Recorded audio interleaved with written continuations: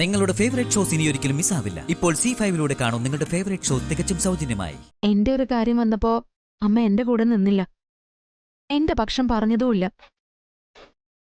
ഐശ്വര്യ എന്റെ കൂടെ നിന്നു എന്നൊക്കെ പറയാൻ ഇവിടെ നടന്നത് രാഷ്ട്രീയ ഗ്രൂപ്പിസൊന്നും അല്ലല്ലോ. ഒരു വീടാകുമ്പോ കുടുംബാംഗങ്ങളൊക്കെ തമ്മിൽ ചില അഭിപ്രായ വ്യത്യാസങ്ങളൊക്കെ സ്വാഭാവികമാ. അതിന് കൂടെ നിന്നു എന്നൊക്കെ പറയുന്നത് ശരിയല്ല. പിന്നെ ഇവിടെ നടന്ന കറിക്കൂട്ടിന്റെ മത്സരം, അത് മനുഷ്യര് കഴിക്കുന്ന ഭക്ഷണവുമായി ബന്ധപ്പെട്ടത്. അത് ബിസിനസ്സും അതുപോലെ തന്നെ മനുഷ്യരുടെ ആഹാരവുമാ. മനുഷ്യര് കഴിക്കുന്ന ആഹാരത്തിൽ മായം ചേർത്ത് കിട്ടുന്ന ഒരു ചില്ലി പൈസ പോലും ആനന്ദ നിലയത്തിന് വേണ്ട. എന്റെ തറവാടിന്റെ അന്തസ്സിന് ചേരാത്ത പണിയൊന്നും എന്റെ ആനന്ദേട്ടനോ എന്റെ മക്കളോ ചെയ്യില്ല. പിന്നെ ജനങ്ങളെ ദ്രോഹിക്കുന്ന ഒരു കാര്യവും ചെയ്യാനും ഞങ്ങൾ തയ്യാറല്ല ഐശ്വര്യ. നമ്മുടെ കമ്പനിക്കൊരു ഗുഡ്വില്ലുണ്ട്, സൽപ്പേര്. അത് നേടിയെടുത്തത് ചെറിയ അധ്വാനം കൊണ്ടൊന്നുമല്ല. അതുകൊണ്ട് അത് നശിപ്പിക്കാൻ ഞങ്ങൾ തയ്യാറുമില്ല.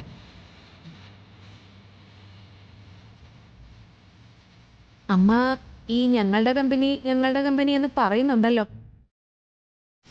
ഈ ഞങ്ങളിൽ ഞാനില്ലേ അമ്മ? ഉണ്ട്. നീ അതിന് വിരുദ്ധമായി ഒരു കാര്യം ചെയ്തതുകൊണ്ടാണല്ലോ എനിക്കിങ്ങനെ പറയേണ്ടി വന്നത്.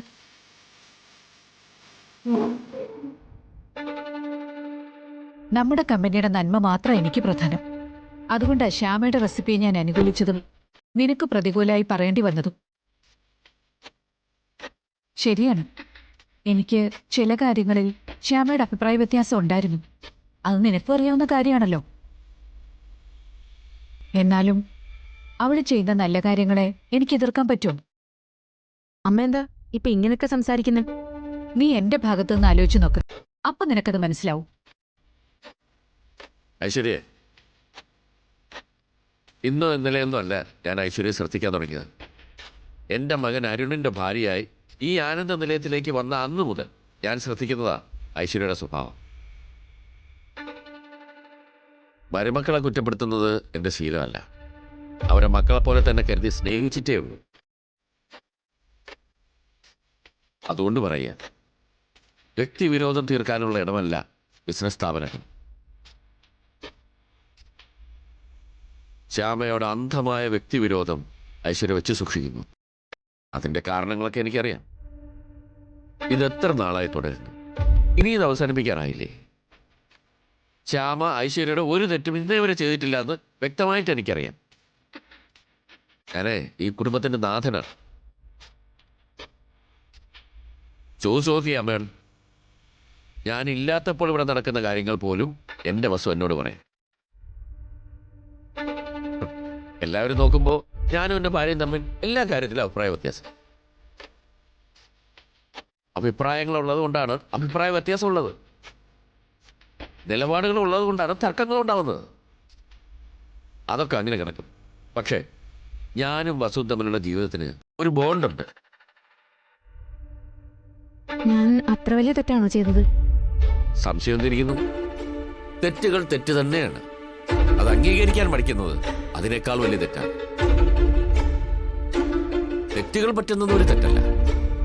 തെറ്റാണെന്ന് അറിഞ്ഞുകൊണ്ട് തെറ്റുകൾ ചെയ്യുന്നതാണ് ക്രിമിനൽ സ്വഭാവം. ഒരിക്കൽ കൂടി ഞാൻ ആവർത്തിക്കുന്നു, ഐശ്വര്യ ആത്മപരിശോധന നടത്തി തിരുത്താൻ ശ്രമിക്കണം. അല്ലെങ്കിൽ ചെന്നെത്തുന്നത് വലിയ വലിയ ദുരന്തങ്ങളിലേക്കായിരിക്കും. ഏതായാലും ശ്യാമയുടെ സ്പെഷ്യൽ റെസിപ്പി ഒരാഴ്ചക്കുള്ളിൽ മാർക്കറ്റിൽ ഇറങ്ങും. ബാവസം